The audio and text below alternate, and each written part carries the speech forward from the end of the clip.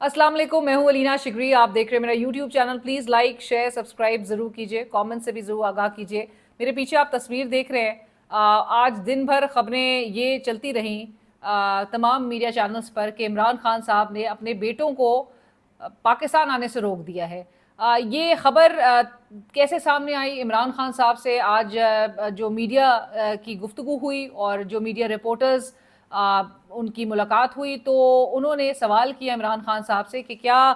उनके बेटे जो हैं, सहाफ़ी ने जो सवाल किया कि क्या आपके बच्चे पाकिस्तान में एहतजाज लीड करने आएंगे। इमरान खान साहब ने क्या बोला और क्या रिपोर्ट हुआ, अब आपको बताते हैं। रिपोर्ट जो हो रहा था, आप मेरे पीछे भी लिखा हुआ देख सकते हैं स्क्रीन पर। और सवाल क्या हुआ कि इमरान खान से पूछा गया कि क्या आपके बच्चे पाकिस्तान में एहतजाज लीड करने आएंगे। इमरान खान साहब ने जवाब दिया, बाप ही काफ़ी है। वो आपने सुना होगा, नाम ही काफ़ी है। उसके बाद अब ये इमरान खान साहब का जुमला मेरे ख्याल से अब और तो सोशल मीडिया पे देखिए तो ये हैशटैग बन गया है, बाप ही काफ़ी है। इमरान खान ने कहा कि मेरे बच्चों के एहतजाज लीड करने की क्या ज़रूरत,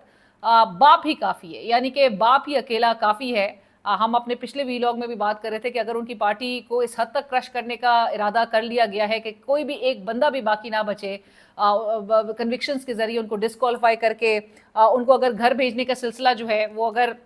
जारी, घर भेजना सॉरी, अगर कन्विक्शंस के साथ डिस्क्वालीफाई करके, ये वो वाली बात नहीं है कि जो मियां नवाज शरीफ साहब ने फ्लोर ऑफ द हाउस कहा था कि अगर तो साबित हो गया कि मेरा दामन साफ नहीं तो फिर मैं खामोशी से घर चला जाऊंगा। तो लोगों ने बड़ा एतराज़ किया कि अगर दामन साफ नहीं है तो खामोशी से घर नहीं जाया जाता है, फिर उसका रूट जो है वो कुछ और होता है।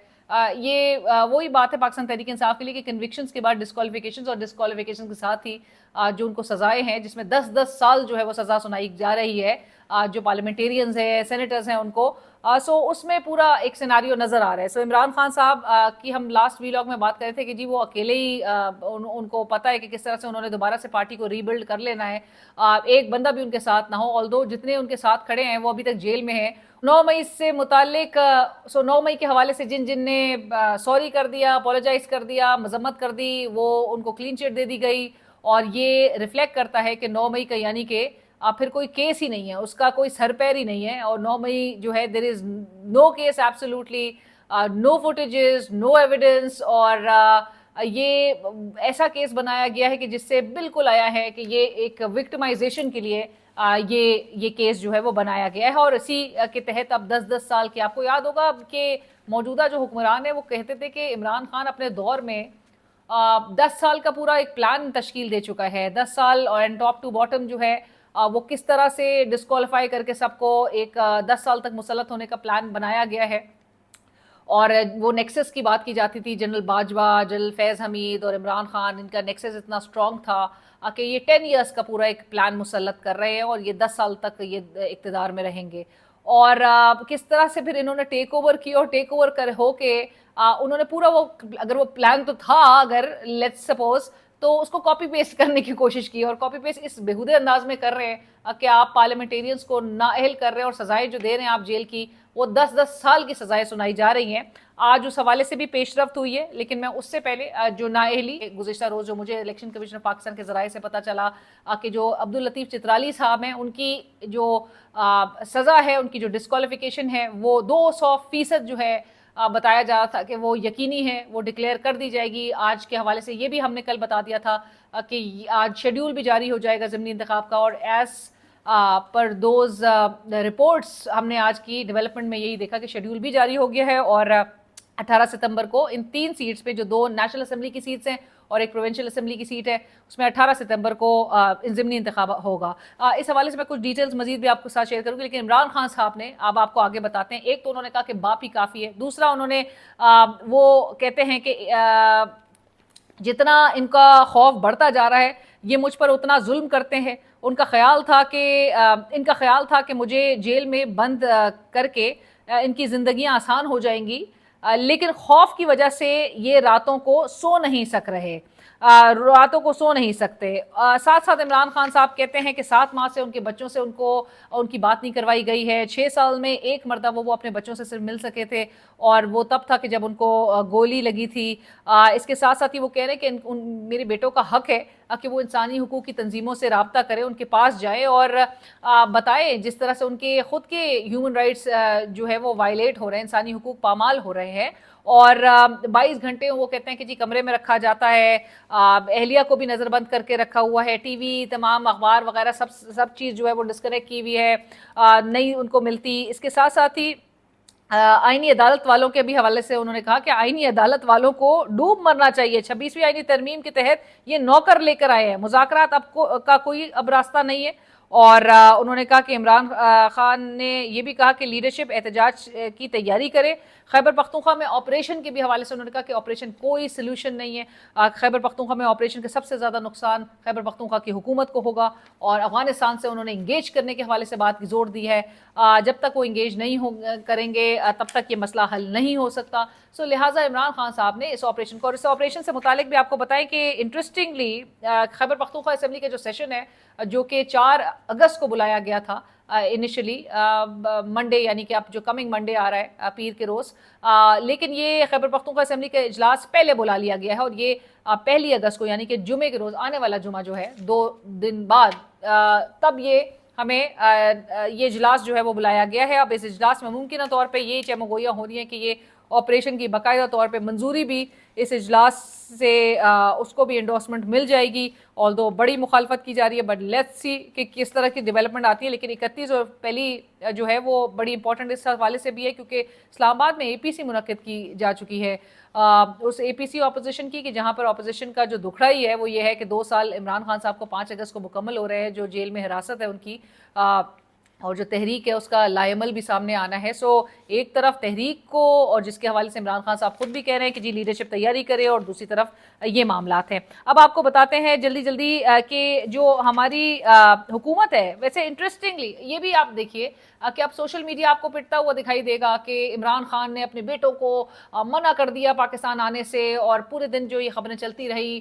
एक बयानिया बनाने की अब दोबारा कोशिश की जा रही है। ये बयानिया वो लोग बना रहे हैं कि जो कहते आए कि इमरान खान अपने बच्चों को बाहर रखा हुआ है और दूसरों के बच्चों को ईंधन बना रहा है। इस किस्म का जो अब दोबारा से एक नैरेटिव बनाने की कोशिश की जा रही है, बड़ी इतना भोंडा नैरेटिव है, भोंडा बयानिया है, पिट चुका है, खत्म, बिल्कुल लोगों ने इसको कोई हीड नहीं दी, क्योंकि आप कोई अपनी बात पे स्टिक ही नहीं कर रहे। आप एक तरफ कहते हैं कि जी इमरान खान के बेटे पाकिस्तान आके वो पॉलिटिकल किसी भी तहरीक में या एक्टिविटी में पार्टिसिपेट नहीं कर सकते, वो ब्रिटिश नेशनल्स हैं, वो पाकिस्तान में सियासी सरगर्मियों में अगर तो मुलविस होंगे या अगर तो वो उसमें पार्टिसिपेट करेंगे, शरीक होंगे, तो फिर कानून हरकत में आएगा। और उनके अरेस्ट के भी हवाले से जो इनिशियली एक नी जर्क रिएक्शन में हुकूमत ने स्टेटमेंट दे दी थी, राना सनाउल्लाह साहब ने, पीछे हटना पड़ा फिर जाहिर है उस बयान से भी। लेकिन एक तरफ आप ये कहते हैं और दूसरी तरफ आप कहते हैं कि जी इमरान खान उसके बेटे बाहर है, आप लोगों के बेटे बच्चों को जो है वो आपने एहतजाज में आगे किया हुआ, वो गोलियां खाएं, वो एहतजाज करें। तो इस किस्म की बात, सो डिसाइड कर लीजिए कि आपने बयानिया किस तरह से लेके जाना है, क्योंकि बहुत भोंडे अंदाज में ये बयानिया और थ्रू योर जो माउथ पीसेज है उनके जरिए आपको आगे करना पड़ा है, जिनकी कोई क्रेडिबिलिटी बहरहाल नजर भी नहीं आती। सो इमरान खान साहब बहुत क्लियर हैं इस हवाले से, और वो कहते हैं कि वो शख्स जो है, और काफ़ी उन्होंने आज भी बड़ी सख्त गुफ्तगू उनकी जानिब से की गई, और डटे हुए हैं अगेन अपने मौके पे, और कहते हैं कि जेल से बैठ के वो ललकार रहे पूरे सिस्टम को, जिस तरह से लोगों को एक्सपोज किया है, सिस्टम को एक्सपोज किया है, और वो कहते हैं कि वो PTI से डरता है। सो नेशनल असेंबली की 2 सीट्स और प्रोविंशियल असेंबली की, पंजाब असेंबली का जो एक हल्का है उसका ज़िमनी इंतखाब का शेड्यूल जो जारी हुआ है, और एक तरफ जो चित्राली साहब हैं, चित्राली साहब की अगेन आपको रियल को बताते चले, अब्दुल लतीफ़ चित्राली साहब को सज़ा सुनाई गई थी ATC इस्लामाबाद की तरफ से, और इंसदाद दहशतगर्दी की अदालत ने जब ये सज़ा सुनाई तो उसके बाद इलेक्शन कमीशन ऑफ पाकिस्तान की जानिब से इनको मौका दिया गया कि ये आके रिस्पॉन्स अपना जमा कराएं। जो इलेक्शन कमीशन ऑफ पाकिस्तान का मौक़िफ़ है वो आपके सामने हम रख रहे हैं, और इनके जो को अक्यूज थे वो इस्लामाबाद हाई कोर्ट उन्होंने अप्रोच कर लिया था, अपील्स की, और फिर वो जजमेंट जो है वो सेट असाइड कर दी गई। लेकिन चित्राली साहब ने, चूंकि वो इस्लामाबाद हाई कोर्ट नहीं गए, लिहाजा उनको मौका दिया गया कि वो इलेक्शन कमीशन में आकर अपना जवाब जमा कराएं, और आज बहरहाल उनकी नाअहली का मामला भी सामने आ गया, नोटिफिकेशन सामने आ गया, वो नाअहल हो गए। पाकिस्तान तहरीक इंसाफ कहती है ये अफसोसनाक है, लेकिन अगेन یہ ظاہر ہے مطلب جو کھڑا رہے گا عمران خان کے ساتھ، جو ایک لائلٹی کا ثبوت دیتا رہے گا وہ خمیازہ بھگتتا رہے گا، یہی کچھ نظر آ رہا ہے۔ اگر آپ نے مذمت کر دی 9 مئی کے حوالے سے تو آپ کلین ہیں، آپ کلیئر ہیں، آپ کے اوپر کوئی چارج نہیں ہے، آپ سکون سے اپنے گھر میں بیٹھ کے انجوائے کریں، آپ دوسری پارٹی بھی جوائن کر سکتے ہیں۔ لیکن عمران خان صاحب کے ساتھ کھڑا رہنے کی اس وقت سب کو سزا جو ہے وہ ضرور ملے گی۔ اس کے ساتھ ساتھ ہی جو نیشنل اسمبلی کی 2 سیٹس اور پروونشل اسمبلی کا جو ایک حلقے کا جو ضمنی انتخاب ہے، اس سے آپ کو پتا چلے Area 66 وزیر آباد، جہاں سے احمد چٹھا صاحب کانٹیسٹ کیے تھے اور ان کو نائل قرار دیا گیا تھا گزشتہ روز، وہ ڈسکوالیفیکیشن نوٹیفیکیشن۔ پھر NA 129 لاہور جو میاں اظہر صاحب کے انتقال کے بعد جو نشست خالی ہوئی ہے، وہ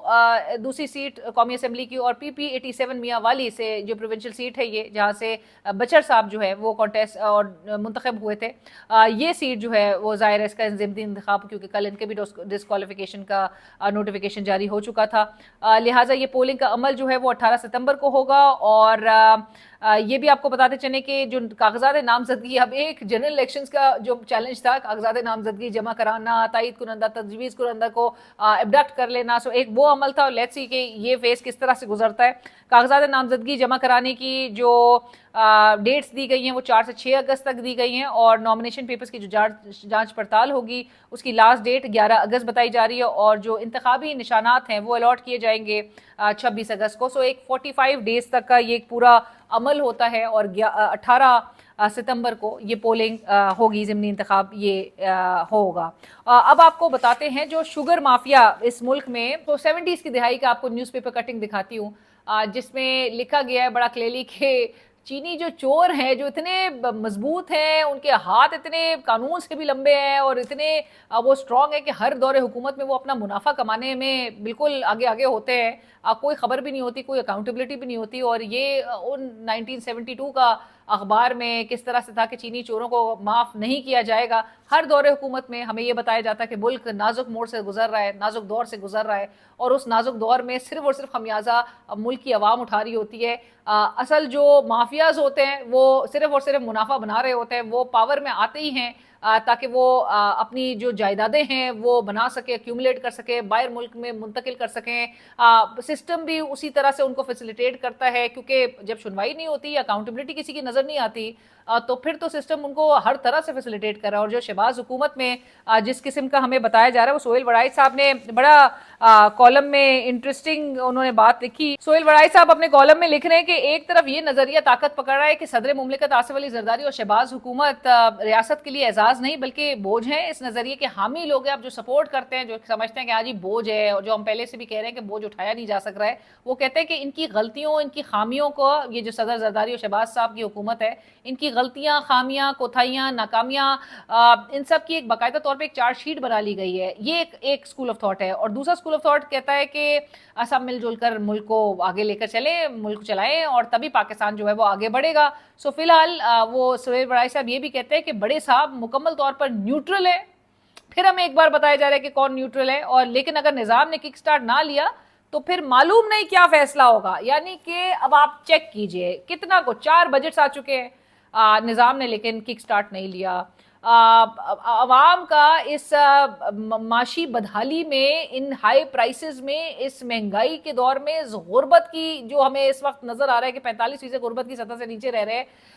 اتنا کچھ ہو گیا، ان ایمپلائمنٹ، ملک سے لوگ باہر چلے گئے، نظام نے کک سٹارٹ نہیں لیا۔ اتنا کچھ آپ نے ان کے لیے، ان بینیفیشریز کو آپ نے اتنا کچھ کنڈیوسو ماحول بنا کے دے دیا، لیکن نظام نے کک سٹارٹ نہیں لیا۔ آپ نے الیکشنز میں سارے حدیں پار کر دی، لیکن نظام نے کک سٹارٹ نہیں لیا۔ آپ نے 2-3 سال سے تواتر کے ساتھ پورا سیاسی طور پہ آپ نے جس طرح سے ایک پارٹی کو سائیڈ لائن کرنے کے لیے جو اقدامات کیے، لوگوں کے گھروں پہ چھاپے اور تمام وہ جو ایٹراسٹیز کی، لیکن نظام نے کک سٹارٹ نہیں لیا۔ لوگوں کے گھروں کا حال دیکھ لیجئے، بجلی کا وہ جو تقسیم کار جو کمپنیاں ہیں، ڈسٹریبیوشن کمپنیز، انہوں نے اوور بلنگ کی مد میں 244 ارب روپے کا ایک ٹیکہ لگایا عوام کو، निज़ाम ने लेकिन किक स्टार्ट नहीं लिया। आपको और भी इसके साथ साथ बताते हैं, बलूचिस्तान से लेकर हर पूरे मुल्क तक जो है वो हमें नज़र आता है कि किस तरह से दहशतगर्दी की लपेट में हमारा मुल्क है, लेकिन निज़ाम ने किक स्टार्ट नहीं लिया। बग़ैरत के नाम पर लोगों को कत्ल किया जा रहा है, निज़ाम ने लेकिन किक स्टार्ट नहीं किया। हर कुछ हो चुका है इस मुल्क में बुरा, लेकिन निज़ाम ने बताया जाता है कि किक स्टार्ट अभी नहीं दिया, और अगर किक स्टार्ट नहीं लेगी तो फिर बहुत कोई फैसला जो है मालूम नहीं क्या फैसला हो सकता है। और जो न्यूट्रलिटी की बात सुहेल वड़ाई साहब अपने कॉलम में कर रहे हैं, एक न्यूट्रल का दावा जो है आपको याद होगा जनरल बाजवा साहब ने भी किया था, लेकिन उसके बाद पाकिस्तान तहरीक इंसाफ और इमरान खान साहब के साथ जो कुछ हुआ वो सब तारीख गवाह रहेगी। डीजी काउंटर टेररिज्म वो मनी चेंजर से जाके मुलाकात कर रहे हैं, मिल रहे हैं, और उनसे डॉलर की जो ब्लैक मार्केटिंग हो रही है उसको रुकवाने के लिए वो इतना मुतहरिक नजर आ रहे हैं। शुगर माफिया जो है वो 300 अरब रुपए का टीका लगा चुका है, लेकिन निज़ाम ने किक स्टार्ट नहीं लिया। तो निज़ाम बज़ाहिर ऐसा लगता है कि अवाम को रिलीफ देने के हवाले से किक स्टार्ट नहीं ले पा रहा, लेकिन माफिया जो जिस तरह से सरगर्म है,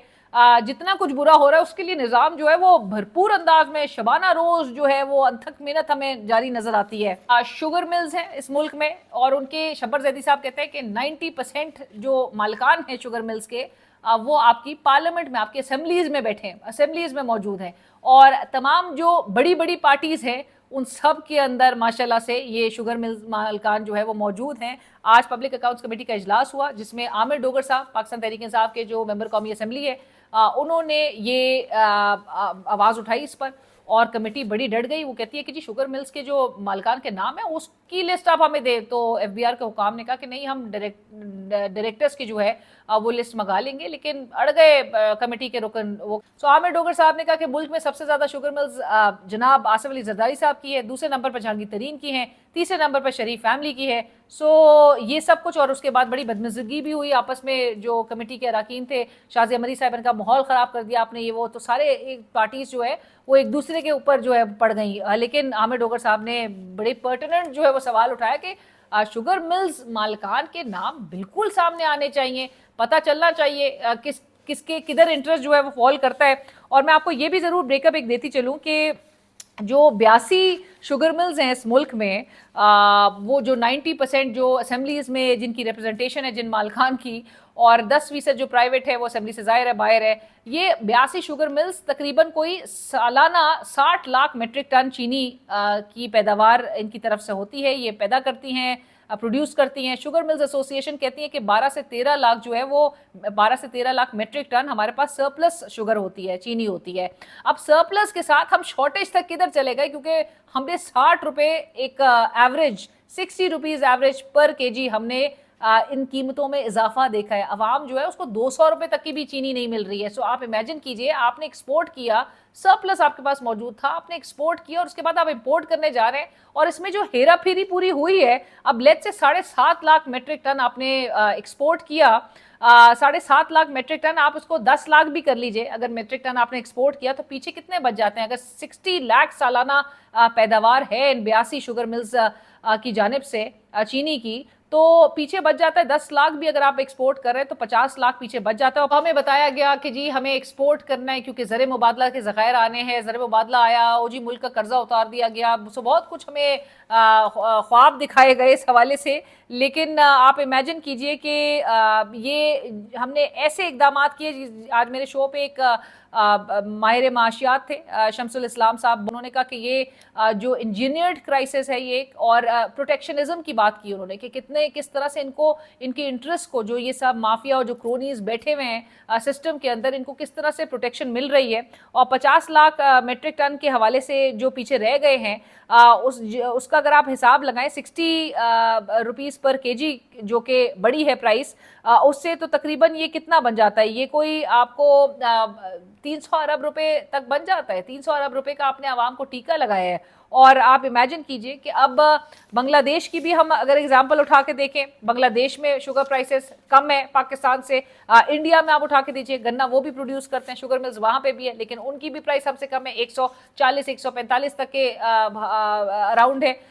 ये कुछ हाल है। लेकिन पाकिस्तान जो है वो किस तरह से मुल्क जो है हमारा चलाया जा रहा है, गंदम का स्कैंडल यहाँ होता है, किसी की अकाउंटेबिलिटी नहीं होती है। चीनी का स्कैंडल एक मजीद सरफेस कर गया, आपको पता है इमरान खान की दौर में भी वो रिपोर्ट सामने आई थी, बड़े बड़ों के नाम जो है वो सामने आए थे, اور اس کے بعد سے بڑے معاملات جو ہے وہ کھٹائی میں بھی پڑے، اور باقاعدہ طور پہ ایکسپرٹس تو یہ سمجھتے ہیں کہ وہ چینی اسکینڈل ہی تھا جس کے بعد عمران خان کی حکومت کا جو کنکلوژن کی طرف وہ آنا شروع ہوئی، وہ اس کے بعد سے ہی آنا شروع ہوئی۔ لہٰذا یہ ایک ایسا اسکیم ہے کہ جہاں پر آپ ایکسپورٹ کرتے ہیں، ایکسپورٹ آپ کم پرائس پہ کرتے ہیں، کم پرائس طے کرتے ہیں، اب حکومت جو ہے وہ کم اپنے جو سرکاری نرخ ہے وہ حکومت وہ انفورس نہیں کروا پا رہی ہے، شوگر جو یہ مل مالکان ہے وہ اگری نہیں کر رہے ہیں اس بات، تو ممکنہ طور پہ یہ بھی ہو سکتا ہے کہ آپ نے چینی جو ہے وہ 100 میں آپ نے ایکسپورٹ کروائی کم پیسوں میں، اور اب آپ امپورٹ کروانا ہے تو 160 روپے پہ آپ امپورٹ جو ہے، اب وہ بھی چینی ہو سکتی ہے کہ جو آپ نے ایکسپورٹ کرتے ٹائم آپ نے کہیں باہر جو ہے وہ سٹاک کر دیا ہو، دبئی ادھر ادھر آپ نے رکھا دیا ہو، اور آپ وہی مال جو ہے اب آپ واپس لے کر آئیں گے، کیونکہ 1 سال تک بتایا جاتا ہے کہ چینی کی کوالٹی، چینی خراب 1 سال تک نہیں ہوتی ہے۔ یہ جو آج بتایا جا رہا تھا پبلک اکاؤنٹس کمیٹی میں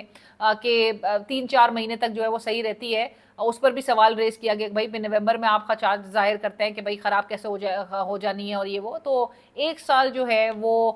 چینی اپنی جو کوالٹی ہے اس کی مینٹین رہ سکتی ہے 1 سال تک، 1 سال کے بعد وہ خراب ہوتی ہے۔ اور دوسری بات یہ کہ یہ اگر باہر انہوں نے اس طرح کے بھی اقدامات ممکنہ طور پہ کیے جا سکتے ہیں، اور آپ کو یاد ہوگا کہ کچھ سالوں قبل FBR کے حکام کی جانب سے بھی ریڈ کیا گیا تھا، چھاپے مارے گئے تھے گودام وغیرہ میں، اور برآمد کی گئی تھی، ریکور کی گئی تھی چینی کے ذخائر، پورے سٹاک جو ہے وہ کس طرح سے چھپائے ہوئے تھے، تو وہ سارا ریکور کیا گیا تھا۔ میرے چینل کو ضرور سبسکرائب کیجئے، فیڈ بیک سجیشن ضرور آگاہ کیجئے۔